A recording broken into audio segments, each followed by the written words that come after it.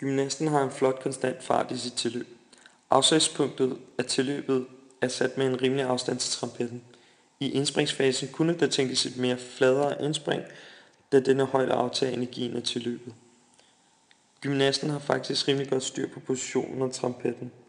Her kunne igen ønskes en mere bagudrettet kropsstilling med mere bukket hofte eller knæ til en mere eksplosiv udgang til at opnå bedst mulig højde.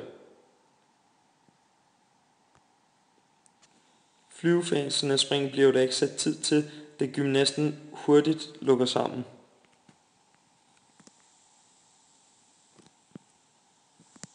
En bedre bevægelsesenergi, også omtalt rotation, kunne være opnået via at holde på skinnebenene og lukke mere sammen.